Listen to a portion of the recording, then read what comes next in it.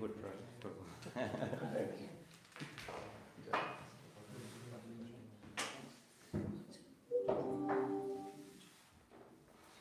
Om Namo Bhagavate Vasudevaya. Om Namo Bhagavate Vasudevaya. Om Namo Bhagavate Vasudevaya.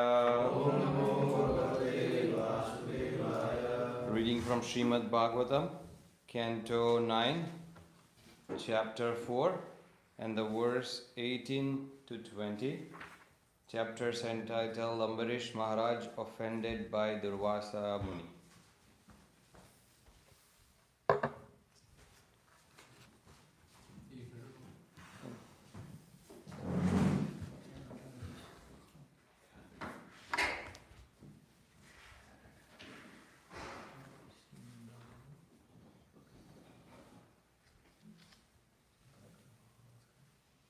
So do we go by like recitation as well, or we don't do the recitation? We do the recitation. Okay. And we do the purport as well. Okay.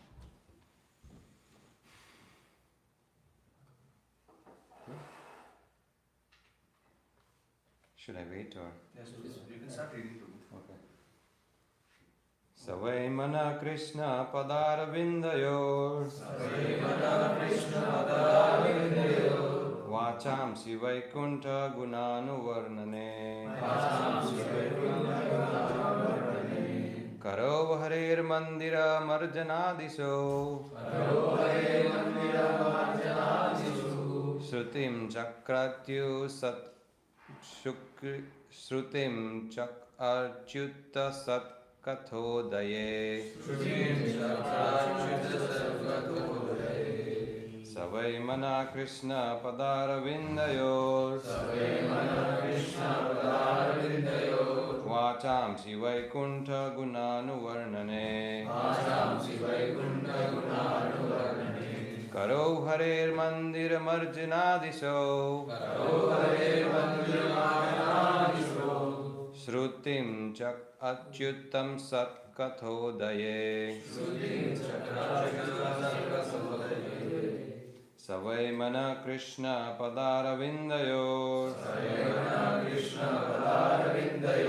Vacham Sivaikuntha Gunanuvarnane. Karo Harer Mandira Marjanadiso. Shrutim Chakarchyutta Sat Kathodaye.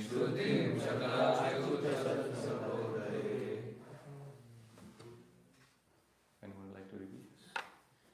Savai mana Krishna padaravindayo. Savai mana Krishna padaravindayo. Vacham Sivaikuntha Gunanuvarnane. Vacham Sivaikuntha Gunanuvarnane.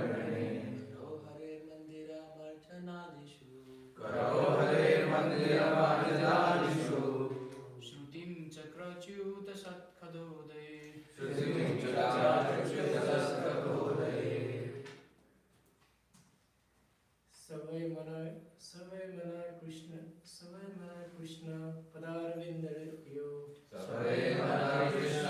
Savai mana Krishna padaravindayo. Savai mana Krishna padaravindayo.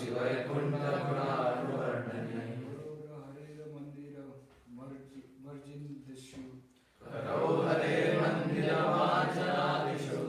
Shrutim Chakrachyuta Satkhadodaye. Shrutim Chakrachyuta Satkhadodaye. Savai mana Krishna padaravindayo. Savai mana Krishna padaravindayo. Vacham Sivaikuntha Gunanuvarnane. Vacham Sivaikuntha Gunanuvarnane. Hare Krishna. Go ahead. Karo Harer Mandira Marjanadishu. Shrutim Chakrachyuta Satkhadodaye. Translation and purport by Srila Prabhupada. Srila Prabhupada ki Jai. Maharaj Ambarish. Of course, this is from 18 to 20. We only recited one verse, 18. Maharaj Ambrish always engaged his mind in meditating upon the lotus feet of Krishna. His words in describing the glories of the Lord, his hands in cleansing the Lord's temple, and his ears in hearing the words spoken by Krishna or about Krishna. He engaged his eyes in seeing the deity of Krishna, Krishna's temples, and Krishna's places like Mathura and Vrindavan. He engaged his sense of touch in touching the bodies of the Lord's devotees. He engaged his sense of smell in smelling the fragrance of tulsi offered to the Lord. And he engaged his tongue in tasting the Lord's prasad. He engaged his legs in walking to the holy places and temples of the Lord, his head in bowing down before the Lord, and all his desires in serving the Lord 24 hours a day. Indeed, Maharaj Ambarish never desired anything for his own sense gratification. He engaged all his senses in the devotional service, in various engagements related to the Lord. This is the way to increase attachment for the Lord and to be completely free from all material desires. Purport. In Bhagavad Gita 7.1, the Lord recommends Maya Saktam Anapartha Yogam Yunjad Madasraya. This indicates that one must execute devotional service under the guidance of a devotee or directly under the guidance of the Supreme Personality of Godhead. It is not possible, however, to train oneself without guidance from the spiritual master. Therefore, according to the instructions of Srila Rupa Goswami, the first business of a devotee is to accept a bona fide spiritual master who can train him to engage his various senses in rendering transcendental service to the Lord. The Lord also says in the Bhagavad Gita 7.1, Asamsaya samagram mam uttha tachrunu. In other words, if one wants to understand the Supreme Personality of Godhead in completeness, one must follow the prescription given by Krishna by following in the footsteps of Maharaj Ambarish. It is said, Rishikena Rishikesha Sevanam Bhakti Ruchyate. Bhakti means to engage the senses in the service of the master of the senses, Krishna, who is called Rishikesha or Achyuta. These words are used in these verses. Achyuta Sat Kathodaye, Rishikesha Pada Bivandane. The word Achyuta and Rishikesha are also used in the Bhagavad Gita. Bhagavad Gita is Krishna Katha spoken directly by Krishna, and Srimad Bhagavatam is also Krishna Katha because everything described in the Bhagavatam is in relation with Krishna.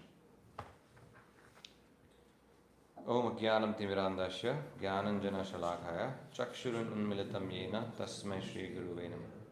I was born in the darkest of ignorance. Do we go through the whole prayers or whatever? Alright, it's fine. Okay. I was born in the darkest of ignorance. My spiritual master opened my eyes with torchlight of knowledge. I offer respectful obeisances unto them. Hare Krishna. So, a very important verse. Again, something which is very fascinating that Srila Prabhupada, if you look up on the Veda base, have quoted this verse at least 77,000 times. And that's like including all the transcripts, lectures, all of it. If you even search that once, you'll be able to see like 77 different places where within Prabhupada's archives you'll find him referencing this verse. Many different verses, including the one that is mentioned here, Maya Sakta Manapartha Yogam Yunjad Madasrayam, but also in the chapter 6, chapter 9, so many different Bhagavad Gita verses, and of course in Bhagavatam as well. And this verse comes also in Sri Chaitanya Charitamrita, in the Madhya Leela, where there is a proper description of different aspects of devotional service. And as Chaitanya Mahaprabhu is teaching the Goswamis the lessons that they have to elaborate upon. So, as an important verse. Of course, there is a lot of value and importance for us to kind of those who are trying to practice devotional service in every day. But I'm also thinking what's the most relevant, because to some extent or the other, this is one of the dilemmas which many of us go through, that how can I control my mind, right? And it is common to the extent that I think many statistics show that the problem of the mind is going to be one of the biggest problem as compared to the other problems that modern day is facing. I think, if I'm not mistaken, I guess World Health Organization has some specific statistics saying that by 2030 or 50 or something, that they'll have more individuals with mental health problems as compared to just cardiac problems or any other physical ailments. So it's definitely a concern, and I guess let alone the statistics for the world, but at least at an individual level, I personally fail to control the mind at many different situations. And in that situation, one of the various things that kind of comes as a question is that, do I really need to control my mind? It can go to that extent even, right? And this is the part which we need to understand from this verse. There is only one solution, and there is like a proper hierarchy of steps to follow to get to that solution. But let's talk about the solution first, and then break those different hierarchies and kind of how do we reach there. So the most important or the only solution to this is having the relationship with the Lord, a loving relationship, right? Otherwise, the relationship doesn't just carry much of a value. As we would know from many different instances from various pastimes, having a grudging mood towards the Lord doesn't get us too far. So having the right amount of expectation that yes, the relationship with the Lord is what's going to satisfy, but also a loving relationship is the proper way to get started. Now, how do we get there? It is very clearly indicated here. Prabhupada mentions one must execute devotional service. That's for sure. Devotional service is not possible unless we have the loving relationship, right? I think a very simple understanding is bhakti means two, Krishna and you, right? There is a reciprocal relationship, and that is nothing but devotional. So it's a kind of a similar term as in devotion or bhakti. But there is a proper way, and that is guidance of a devotee, under the guidance of a devotee. So we cannot do devotional service whimsically. We have to perform devotional service in a way that it is coming through a proper source. And the proper source of that is through the bona fide spiritual master. Right? And we have Srila Prabhupada, we have Prabhupada's disciples who are continuing that legacy, who can guide us. It's like us, sometimes if needed, even like a small slap on the wrist, saying that this is not how it's done, this is the way to do it, or just kind of a proper guidance that this is the guiding path for you to move forward. This is how it has to be done. All of that can come from a loving representative of the Supreme Personality of Godhead. In fact, who himself is, as a leading example, taking guidance from his spiritual master. As we know, Chaitanya Mahaprabhu has his own spiritual master, not only one, multiple spiritual master, as he said. I'm sure everyone would know the name, Ishwara Puri, but also, like, whom did he take this sannyas initiation from? That's the mutt. When it says Keshav, Keshav. right? So again, the Lord took initiation in this Kali Yuga in that form, but also going back to when Lord Krishna was present, he also took initiation from, or like he was he was in the practice of devotional service in the Gurukul system through working with Sandipani Muni, right? And of course, we know about Lord Ram and many different incarnations that would. But the Lord doesn't have to do it. He's not limited to that. But He does that just to kind of teach us how we should be progressing. And also, there is an option given which might not be always feasible for us, but it's like directly under the guidance of the Supreme Personality of Godhead. So someone after reading this purport might say that, oh, I have the ticket to be directly worshipping Krishna. I don't need to go to a spiritual master, right? But what does Krishna say in Bhagavad Gita, right? 4:34, if anyone can relate to that. Yes, maybe Prabhu is pulling that up. Tadvidhi pranipatena pariprashnena sevaya upadekshanti te jnanam jnanina tattvadarshana. Right? So, what is tadvidhi?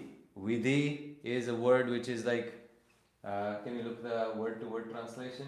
Vidhi. Try to understand. And then pranipat. Pranipat is by approaching a spiritual master. And pariprashnena, like you have to ask the question by submissive inquiries, not whimsical. Prabhupada mentions that in the purport. It should not be absurd. Inquiry should not be absurd. That how do I put on my sock, or how do I take off my shirt, or whatever, absurd inquiries. Those I'm pretty sure as an child you learn from your gurus, which is your parents at the first, right? So your spiritual master should not be bothered by such menial questions, but some submissive inquiries. And also, not only that, by rendering service. And that's when you'll guaranteed, as Chaitanya Mahaprabhu said, that I am a fool, and you'll be able to understand that you might be or might not be in that category, but you'll get some small corrections, some big corrections, as I said, like a small slap on the hand. Oh, this is how it is to be done, not the other way, right? Something of that sort. And then they will initiate you into the knowledge, and that's how you can be self-realized, because they are self-realized, right? So that is the process. Even though if we follow Krishna, Krishna is asking us to follow, going back to the same service under the guidance of a devotee, right? Okay. Now this is where we can go a little bit more deeper into the understanding how the mind is to be controlled, because we established so far that we have to establish loving relationship with the Lord. It should be loving. It should not be whimsical, right? And then we see that loving relationship needs to be established under the proper guidance of a spiritual master. As of now, that's established, and then after that we have to understand how that needs to be done. And that is where comes this verse and its importance, right? The verse itself, it says, Savai Mana Krishna Padaravindayo. The first thing Ambarish Maharaj is doing is mana, right? He is trying to kind of control or fix his mind on Krishna. Now, there are two ways. Prabhupada, I read one of the 77,000 times when he's quoted this. I read at least one or two of those. And one place he mentions specifically that the reason mana is mentioned is because that is the first thing to work on. And of course we know that from Bhagavad Gita. I guess I don't remember the exact verse, but I remember the picture. I think the verse comes in the 3rd chapter, but the chariot driver, do we have that picture here anywhere? No. Okay. The chariot driver, the charioteer, and the one who is riding the chariot, and then the horses, which are all the senses, right? Yeah. Maybe not that one, but the one that talks about the senses. Right, so the hierarchy is mentioned. The senses are lower, then above the senses is the mind, and above the mind is the intelligence, and Indriya Paramana Manasastu Parabudhir Yogude Paratastu Saha. thank you, Maharaj. Right here, this one here, This one. the picture there, Yes. right? And this is one of the very common picture which I help people understand on the streets when distributing book as well. So if you look at the picture, the horses are representing all your senses, and I guess the flow or the phone's a little Is jammed, I guess, that's fine. But we can look at this picture, that's fine, that's okay. The phone has mind of his own, the one we are trying to control. So the senses are running wild. Each individual senses represents our, like all senses that we have, or each individual horses represents that. Then the rein of the horse is your mind. So to control the mind, to control the senses, you'll need your mind. And that is where it is mentioned here. The first thing that Ambarish Maharaj is kind of fixating is, he's fixating on not something that I want to not focus on. I would rather fixate my mind on what I want to focus on. So on the positives, right? Not the negatives. So the negatives are automatically taken care of when the positive is being emphasized. So the positive aspect of it is remembering Krishna. And Prabhupada says to the point that remembering Krishna, who is all good or all positive, and when you remember him, the way Ambarish Maharaj is doing, like as we see here, he always engages his mind in meditating upon the lotus feet of Krishna, right? And then when the mind is on Krishna, then also all the following services that are kind of also part of it are going to be involving that. So having the mind on Krishna is giving us a better control on all the five senses which are underneath. All the working senses, all the knowledge acquiring senses, all of them are being under control of the Lord if we try and control our mind and focus on Krishna. So the first and most important gateway to kind of get into the senses control is through the mind, and the mind has to be controlled by Machita, Madgata, Prana, Bodhayantas Parasparam, Kathayantas Tamanitya, Tushyanti cha Ramanti cha. Tushyanti, you'll feel satisfied even if you engage your mind in the service of the Lord, and you'll also have happiness in that. Right? So we have to definitely aim for that. And to do that, again, the processes are given here. As I was saying in Chaitanya Charitamrita, as Chaitanya Mahaprabhu is explaining all these processes to the Goswamis, he actually says that there are n number of ways you could do service. And then as we know, in the Nectar of Instruction, the first verse talks about the qualities of the Guru.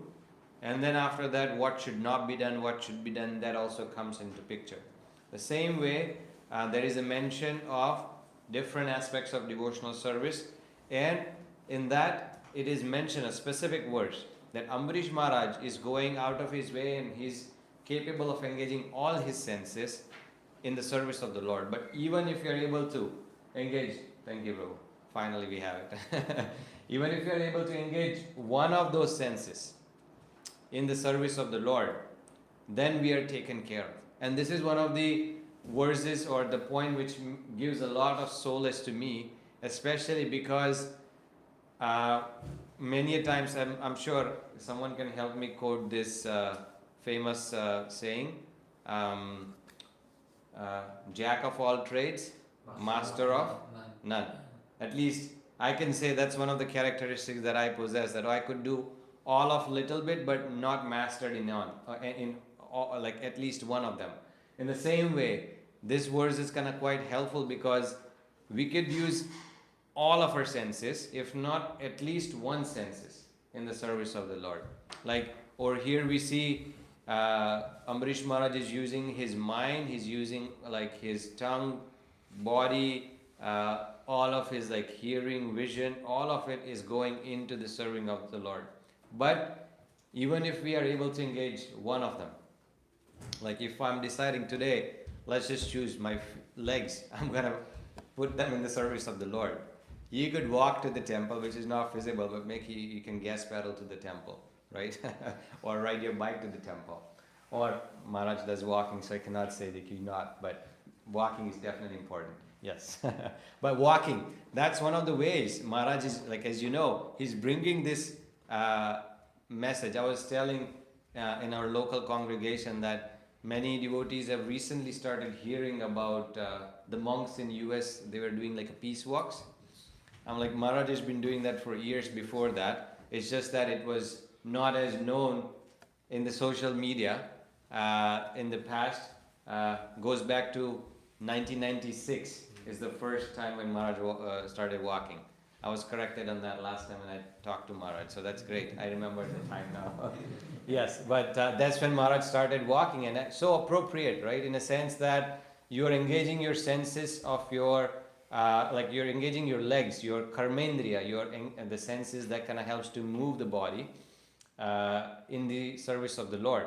But that is not only one thing you'll do. When you walk to the temple or when you walk as in pilgrimage, you're sure enough going to be ending up in the temple. And when you're in the temple, you're going to be bowing down.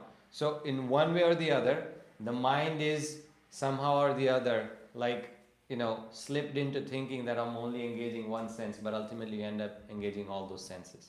And that's the way to try and kind of bring that stubborn mind under control, right? So Prabhupada very nicely gives an example of controlling the mind. One has to be an expert at it. And many a times we fail in this thought process of being a little bit slow, and we give up on the thought process, right? Or maybe we might just be like, oh, not today, I don't want to control the mind. Which is where Prabhupada mentions very important point that controlling the mind is sure difficult, and we know that from Bhagavad Gita. So Krishna even acknowledges that, right? Arjuna, when he says that it's even harder than the wind to control the mind. But Krishna says it is possible by suitable practice and what are the two things? Detachment, right? Right. So what's the Sanskrit, if anyone remembers? Abhyas and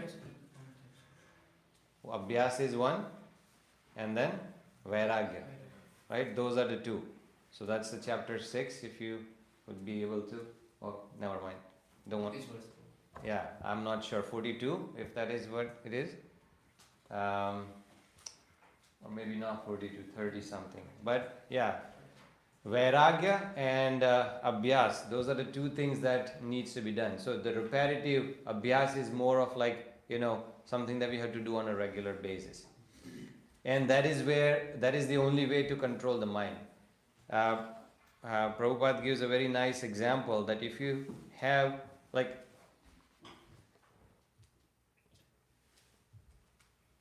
this is Asamsaya Mahavaho Manodurnikrishna Abhyasa Chakontiya. Thank you. Vairagya Chagriyate. So Abhyas and Vairagya, those are the two things definitely needed.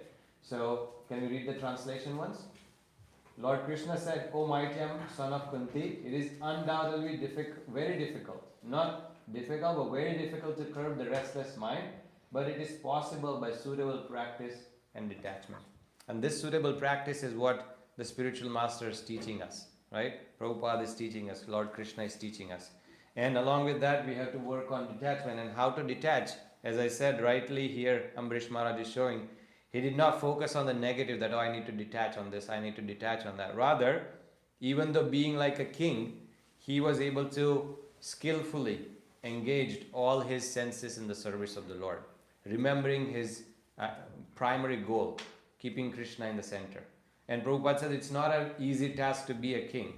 Of course, I'm sure most of us can relate to our daily activities, even running a family or your day-to-day school or whatever you're into. It requires a lot of mind away from Krishna, but that's where the cultivation of Krishna consciousness comes. This is the skill, a soft skill in a way, to hone into, and that is to try and keep ourselves reminding of Krishna even in the midst of the busiest schedule that we might have, right?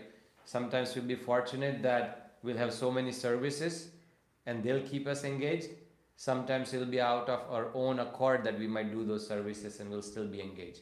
One way or the other, yena kena prakarena Krishna sevana anushilanam, right? So if we have one way or the other, we have to try and remember Krishna. And this is one of the ways to do it, which is the positive way.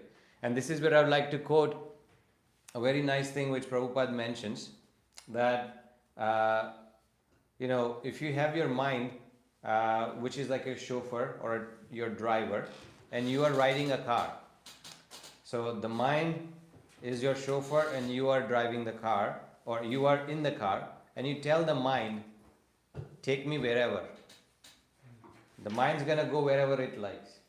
But if you keep that mind from not going wherever and say, I give you proper direction, I want you to take me to temple, I want you to take me to some holy place, then the mind is going to follow that.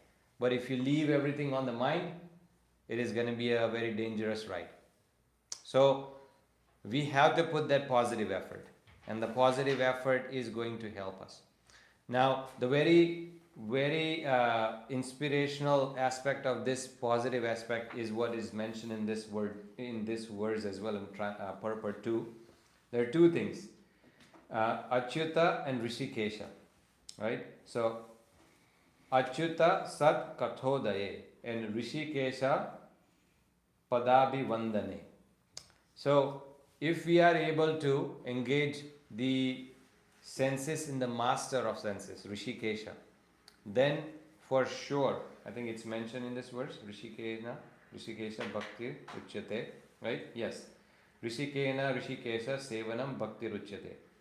So bhakti means engaging the senses in the service of the master of the senses. So if we are able to do that, the mind is going to be under control. And if it's under control with a positive thing, Krishna being all positive, then there is no scope of the negative. And that's where Prabhupada even goes to the extent of explaining that, I'm sure many of you have heard of the example of fire and the iron, right? If you put the iron rod in the fire, after a certain amount of time, if it boils enough or heats enough in the fire, the iron turns into nothing but like molten form.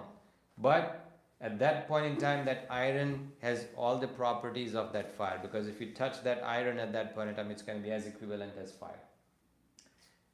So if we are engaged in the service of the good, all good Krishna, then the mind is going to be always in the positive direction and thinking all good and serving the all good.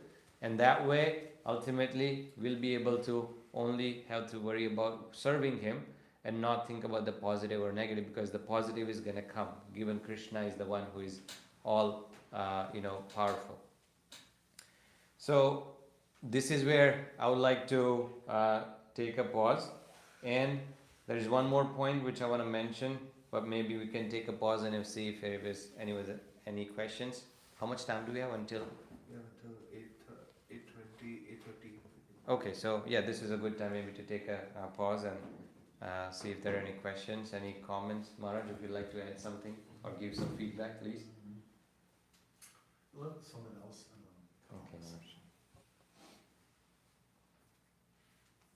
Yes. I like the analogy of senses and the analogy of car and the driver. Right. If you say, take us wherever you want, he will take us. And Yeah, my spiritual master sometimes says that don't be a space cadet, right? You don't want to be like a spaced out cadet in a way. So you don't want to let your mind wander. If you let your mind wander, that's the same thing as like telling the driver, drive me anywhere. Because the mind's going to take you, there are so many things to go to, right? But that's where you have to put the positive reinforcement of bringing back, right? What's the verse? Yato yato nischalati? No, what's the word I'm thinking of? Like wherever the mind wanders, bring it back to Krishna. Bring it back to Krishna. I just remember the English translation to it. But the idea is, if you let it go, then sure enough, it's going to go anywhere. So we do need to try, and that's Prabhupada's kind of quite kind mercy that he used that as an analogy to help us understand. So nice, Prabhu. Thank you. Well, I Yes. just wanted to ask about, so many times like we mentioned there's the mind and then there is us as a soul, right? And a lot of people outside, they don't have, they may not understand the difference between that because honestly for them the mind is them, right? So, so if one were to differentiate, so so is the soul guiding the brain and how does that work, in terms of where to go and how to go if you're talking about I in that way? Right. Yes. So I definitely use that picture. Again, a random person on the street would not know what you're referring to when it comes to that. So when you use that picture, or even this picture here, or the diorama, right?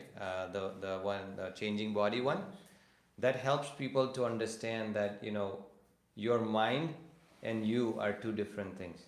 Like the picture again would show the senses, then the rain is your mind, and then you can even start it from the other way for people to understand. So looking at this picture, what's happening, and then when you help people understand, it's easier because you have the distinction of the driver being the soul, the one that is driven being the soul, then the intelligence, then the mind, and then the senses.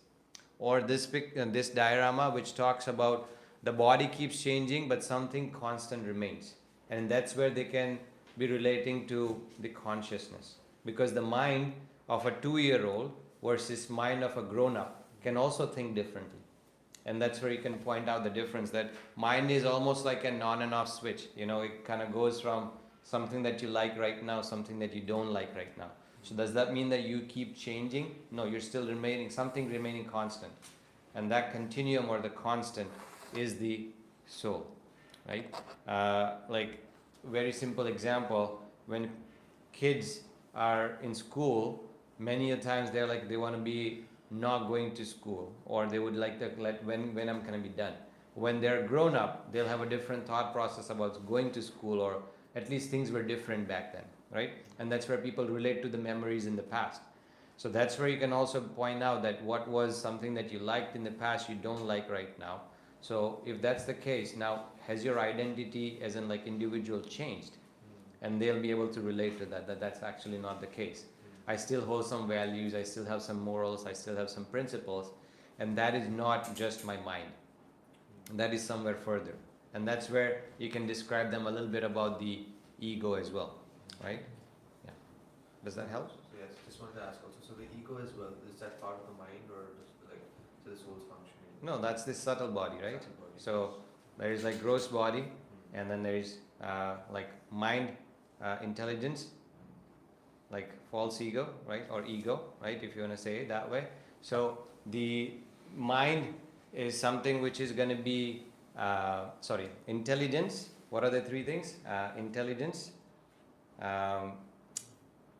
ego, and the mind. Those are three. So Prabhupada mentions in a way that the intelligence is the next door to the mind, to the soul. So, but the mind is something which is going to be turning into a little bit more of a clarified mind when it comes to that. So there is some difference there too.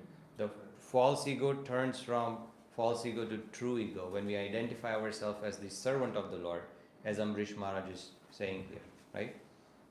Does that help? Yes. When we go in the street and someone drops his money, the other person sees and he takes it on him. The mind says this, mind sees.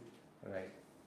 Yeah. The mind might not have the power to always make that distinction. And that's where you'll need the intelligence to kind of tell this is right, this is wrong. And that's where the ethics, values, principles would come, right? And that's what we get nourishment from the Shastra, because the Shastra is what's providing us what is the right way of doing things. And we have the codes to practice on, right? So, yeah. Thank you. Yeah.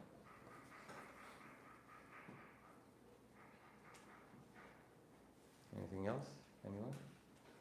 77,000 times. Is that what you said? That's amazing. Is that? That's a lot. Yes. That's the population of the universe. Yeah, I was surprised to see so many different places the same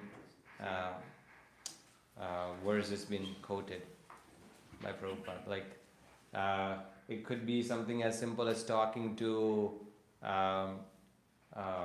two Buddhist monks. There is one conversation with Buddhist monks, and that's where he's pointing out this verse.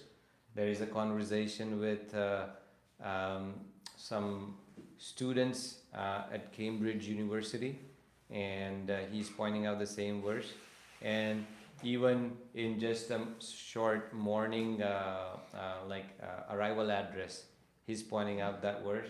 Many initiation lectures, he's pointing out this verse too. Yes, ma'am.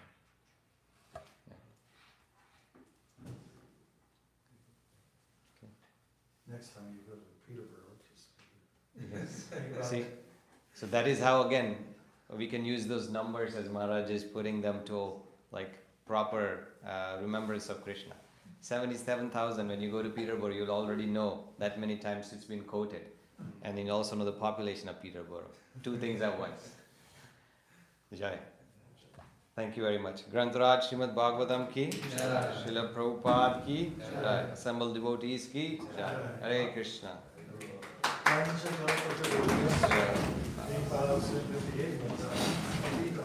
Jai.